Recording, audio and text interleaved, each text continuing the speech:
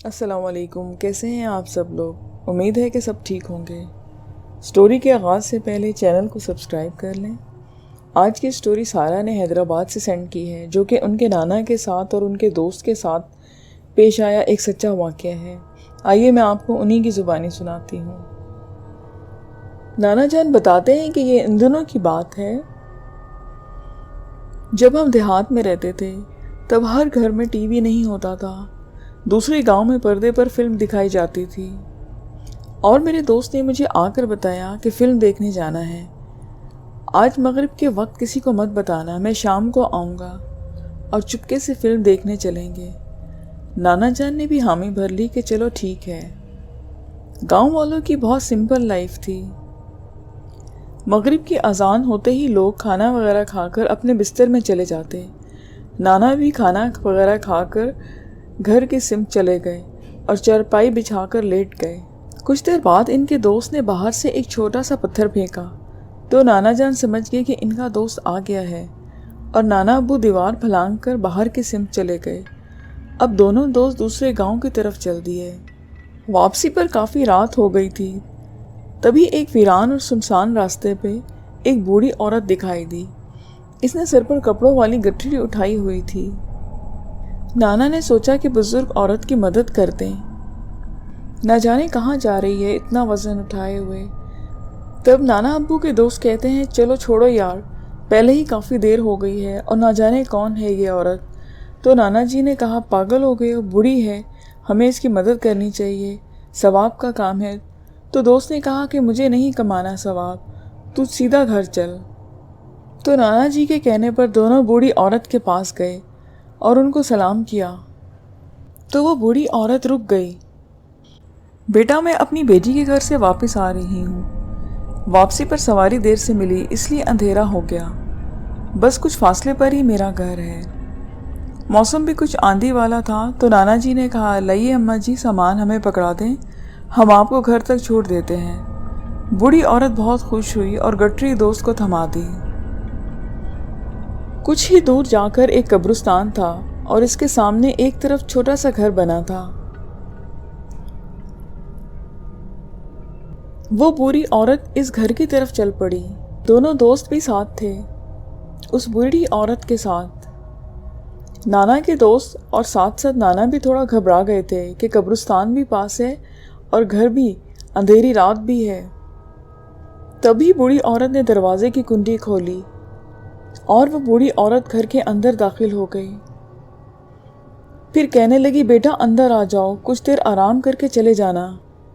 پہلے تو وہ دونوں نہیں مانے، پھر کافی دیر ہو گئی تو بوڑھی عورت کے اصرار کرنے پر دونوں آمادہ ہو گئے اور گھر کے اندر داخل ہو گئے۔ گھر زیادہ بڑا نہ تھا، گھر میں ایک طرف چھوٹا سا کمرہ بنا ہوا تھا اور ایک طرف باورچی خانہ اور ایک طرف واش روم تھا۔ وہ اماں انہیں کمرے میں لے گئیں۔ وہاں اماں نے لالٹین جلائی، کمرے میں چارپائی بچھی ہوئی تھی۔ اماں کہتی بیٹا تم لوگ آرام کرو، تب تک میں کھانے کے لیے کچھ لاتی ہوں۔ دونوں کہتے ٹھیک ہے اماں۔ نانا جان کہتے ہیں کہ دماغ میں اتنا خیال بھی نہ آیا کہ تب اتنی رات گئے اکیلی بوڑھی عورت کیسے کھانا بنائے گی۔ ابھی کچھ ہی منٹ گزرے تھے کہ وہ عورت ہاتھ میں بڑا سا تھال چاولوں سے بھرا ہوا اٹھا کے لے آئی۔ دونوں دوست حیران تھے کہ اتنی جلدی چاول بن گئے۔ وہ بوڑھی عورت پاس آئی، لو بیٹا تم دونوں کھاؤ، میں پانی لے کر آتی ہوں۔ جب وہ بوڑھی عورت باورچی خانے کی طرف گئی تو کیا دیکھتے ہیں چاولوں کی تھال میں انسانی ہاتھ پورا بازو سمیت پڑا ہے۔ ان دونوں کے تو ہوش ہی اڑ گئے۔ نانا جان بتاتے ہیں کہ ہمارے ہاتھ پاؤں بے جان ہو گئے تھے۔ جب دونوں بھاگنے کی غرض سے اٹھے تو کمرے میں انسانی ہڈیاں جگہ جگہ بکھری ہوئی تھیں۔ تب ان کے رونگٹے کھڑے ہو گئے۔ جب وہ بوڑھی عورت واپس آئی تو اس نے اونچی اونچی آواز میں چیخنا شروع کر دیا۔ اس کی ہنسی اتنی بھیانک تھی کہ میرا دوست نیم بے ہوشی کی حالت میں چلا گیا۔ نانا نے دوست کو پکڑا اور آیات کا ورد اپنے دل میں شروع کر دیا۔ دیکھتے ہی دیکھتے وہ عورت بھیانک شکل اختیار کر گئی کہ نانا کہتے ہیں کہ نہ انسان جیسی شکل اور نہ جانور جیسی کہ جسے دیکھ کر جان ہی نکل جائے۔ تب عورت غرائی کہ آج اتنے مہینوں کے بعد انسانی گوشت کھاؤں گی۔ نانا اور ان کے دوست کو سمجھ نہیں آئی کہ اب کیا کریں۔ ان کو لگا کہ آج بچنا ناممکن ہے۔ جب وہ بلا ان کی طرف لپکی تو نانا کو کچھ نہ سمجھ آیا کہ اس بلا کو کیا کریں۔ انہوں نے ایک دم سے اس بلا کو دھکا دیا اور پاس پڑی لانٹین اس کے اوپر ماری۔ وہ بلا زور سے چیخی اور دور جا گری۔ پھر وہ دونوں ایک دم سے بھاگنا شروع ہو گئے۔ وہ اتنا تیز بھاگے اور اتنی آگے تک آ گئے، لیکن انہوں نے پیچھے مڑ کر نہیں دیکھا، اور کہتے ہیں کہ اپنا سانس انہوں نے گھر آ کر ہی لیا۔ نانا کہتے ہیں کہ 2 دن بعد کہیں جا کر ہمیں ہوش آیا، اور گھر والے الگ پریشان تھے۔ پورا گاؤں نانا کے گھر اکٹھا تھا کہ آخر ماجرا کیا تھا، دونوں گھر کے باہر بے ہوش کیوں ملے۔ تو نانا اور ان کے دوست نے الف سے لے کر یہ تک اس رات کے ساتھ ہوا سارا ماجرا سب کو سنا دیا، اور انہیں اس جگہ پر دوبارہ لے کر گئے جہاں قبرستان تھا۔ قبرستان تو موجود تھا، لیکن اس کے پاس کوئی گھر کا نام و نشان تک نہ تھا۔ آج بھی نانا جب یہ واقعہ سناتے ہیں تو کہتے ہیں کہ میں وہ شکل آج بھی نہیں بھول سکتا۔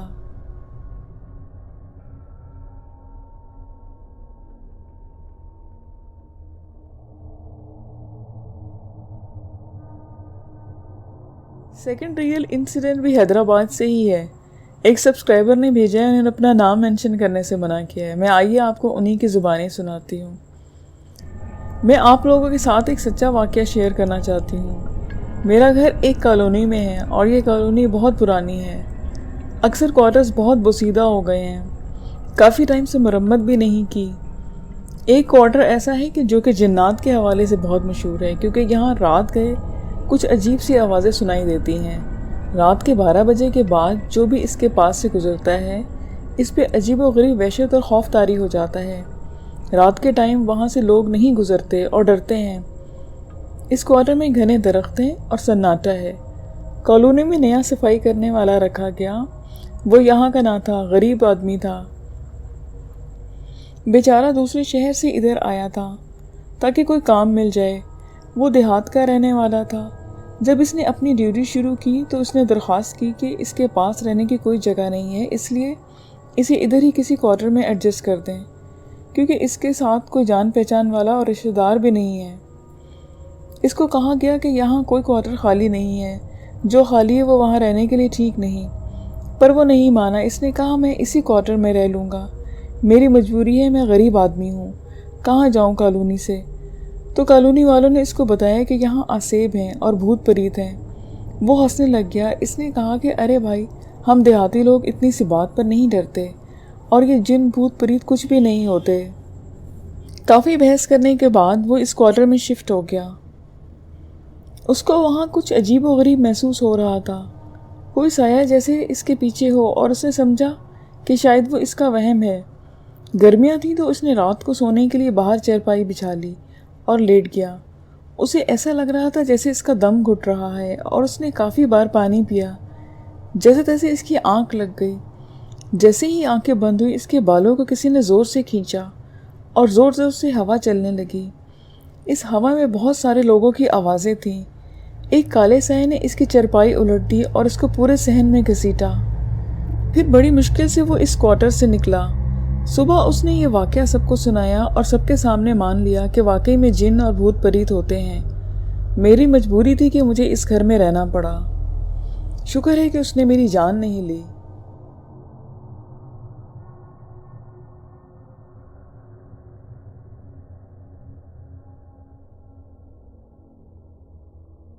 اور ریئل انسیڈنٹ مجھے کاشف نے سیالکوٹ سے بھیجا ہے۔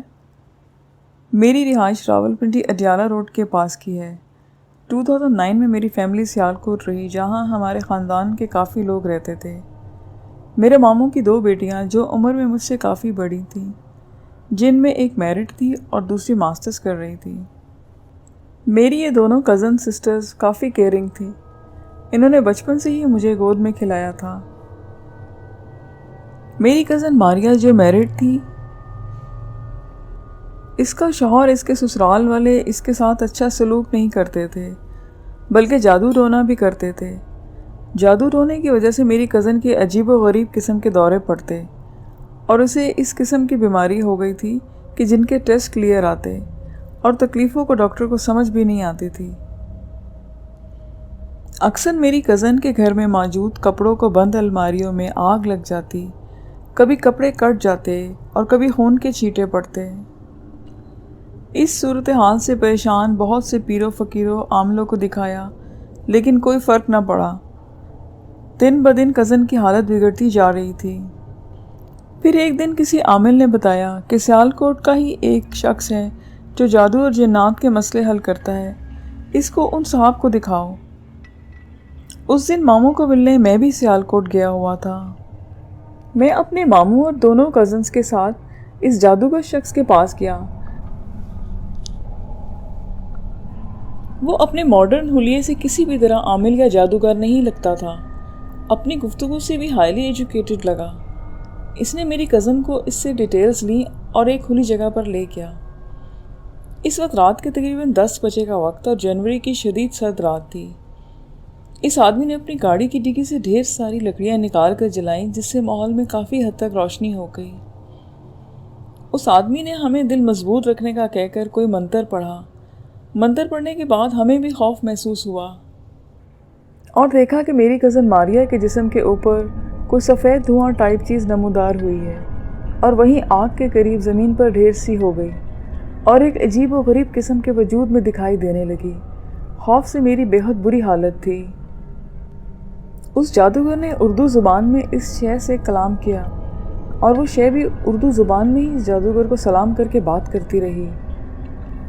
اس نے اپنا نام کوفل بتایا اور کہا کہ میں اپنی مرضی سے نہیں بلکہ اس خاتون کی نند کی جادو کروانے کی وجہ سے اس پر مسلط ہوا ہوں۔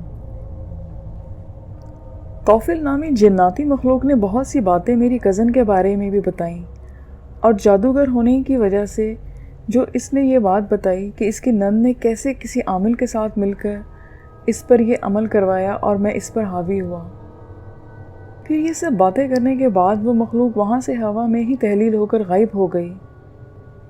جادوگر نے ماموں سے کہا کہ اب آپ کی بیٹی پر سے جادو بھی ختم ہو گیا ہے اور جناتی سائے سے بھی آزاد ہے۔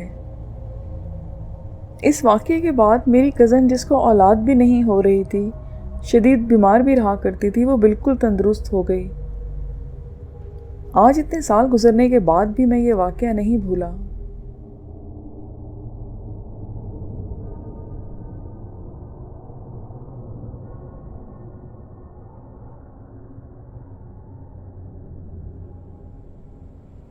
یہ ایک اور چھوٹا سا واقعہ مجھے احمد نے اسلام آباد سے سینڈ کیا ہے۔ وہ کہتے ہیں کہ یہ تقریباً 11 سال پہلے کی بات ہے کہ میں سعودی عرب میں ایک افغانی کے ساتھ اس کے قالین اور پردوں کی دکان پر کام کرتا تھا۔ ہماری ڈیوٹی عصر کے بعد سے لے کر رات 11:30 بجے تک ہوتی تھی، اور ہمارا کام کچھ اس طرح تھا کہ جو بھی عربی گاہک آتا تھا، ہم پہلے اس کے ساتھ اس کے گھر جاتے تھے اور کمرے کا سائز چیک کرتے، میٹر کے حساب سے پھر دکان جا کر سامان لے آتے۔ ہوا کچھ یوں کہ ایک دن ہم دکان رات کو بند کرنے والے تھے کہ ایک عربی آ گیا اور کہنے لگا کہ کل ہمارے مہمان آ رہے ہیں، میرا کام آج کر دو۔ اس نے جب ریکویسٹ کی تو ہم راضی ہو گئے۔ تو عربی نے کہا کہ تم میرے ساتھ چلو، پہلے ہم ناپ لیتے ہیں پھر قالین لے کر آنا۔ اور میرے ساتھ میرے اور ساتھی بھی تھے، پر عربی نے مجھے اشارہ کیا کہ تم میری گاڑی کے پیچھے آؤ، تو میں نے اپنی گاڑی نکالی اور اس کی گاڑی کے پیچھے پیچھے جانے لگا۔ اس طرح ہم شہر سے تقریباً 7 کلومیٹر باہر آ گئے۔ پھر ویرانے ریت میں ایک ہی گھر تھا اور وہ اس گھر کے سامنے رکا۔ اس مرتبہ مجھے تھوڑا سا ڈر محسوس ہوا، اس لیے کہ میں پہلے اس جگہ پر عمارت نہیں دیکھی تھی اور نہ ہی یہ عمارت۔ خیر وہ گاڑی سے اترا اور پیچھے میری طرف نظر دوڑائی۔ جو ہی اس نے میری طرف دیکھا، اس کی آنکھیں اندھیرے میں چمک رہی تھیں۔ میں اس کے پیچھے چل پڑا۔ وہ اوپر والی منزل کی طرف بڑھا۔ ہم سیڑھیوں میں تھے کہ اس کے منہ سے ہنسنے کی تھوڑی سی آواز سنائی دی۔ مجھے اس کے علاوہ گھر میں کوئی اور تھا یہ بھی نہیں پتا تھا، کیونکہ گھر میں گپ اندھیرا تھا۔ ہم اوپر پہنچ گئے تو اس نے کہا کہ یہاں رکو، میں لائٹ جلا لیتا ہوں، اور وہ اس کمرے میں مجھے اکیلا چھوڑ کر باہر چلا گیا۔ پھر ایک دم زوردار آواز کے ساتھ کمرے کا دروازہ بند ہو گیا۔ اس نے مجھے کہا تھا کہ تم یہاں رکو، میں لائٹ جلا کر آتا ہوں۔ پھر جب دروازہ ایک دم سے بند ہوا تو میں نے کھولنا چاہا تو باہر سے لاک تھا۔ مجھے بہت ڈر لگ رہا تھا۔ میں نے فون نکالا اور اپنے شاپ کے آنر حاجی صاحب کو فون کرنا چاہا تو فون بھی خود بخود ہی بند ہو گیا۔ اس دوران مجھے کچھ سنائی دیا اور وہ ایسے تھا جیسے کوئی چھری تیز کر رہا ہو، ساتھ ہی ایک بھیانک مسکرانے کی آواز بھی آ رہی تھی۔ اب کوئی دروازے کے پیچھے سے آ رہا تھا۔ میں ایک دم دروازے کے پیچھے سے اس کو پکڑ کر کھڑا ہو گیا۔ میں دل ہی دل میں آیت الکرسی پڑھ رہا تھا۔ وہاں بہت زور کا شور تھا۔ شور کچھ کم ہوا، پھر تھوڑی دیر میں بالکل ختم ہوا، تو میں اللہ کا نام لے کر دروازہ دھیرے سے کھولا اور جلدی سے وہاں سے نکلنے لگا۔ پھر یوں ہی میں سیڑھیوں کے درمیان پہنچا، پیچھے سے کوئی عجیب آوازیں نکالتا میرا پیچھا کر رہا تھا، لیکن میں باہر نکل آیا۔ گھر سے جلدی سے گاڑی میں بیٹھ گیا، گاڑی سٹارٹ کی اور آگے بڑھنے والا تھا کہ کسی نے آگے سے وار کیا، جو کہ چھری سے کیا تھا، لیکن میں بچ گیا اور اپنی دکان پر واپس آ گیا۔ مجھے تیز بخار تھا، میں 3 سے 4 دن تک بستر سے بھی نہ اٹھ سکا۔ مجھے آج تک نہیں پتہ چلا کہ وہ کیا مخلوق تھی، جن تھی یا کچھ اور چیز تھی۔ تو لسنرز، یہ آج کی سٹوریز تھیں، امید ہے کہ آپ کو پسند آئیں گے۔ پھر نیکسٹ ویڈیو میں نیو سٹوریز کے ساتھ ملیں گے۔ اپنا بہت خیال رکھیے گا۔ مجھے اجازت دیجیے۔ خدا حافظ۔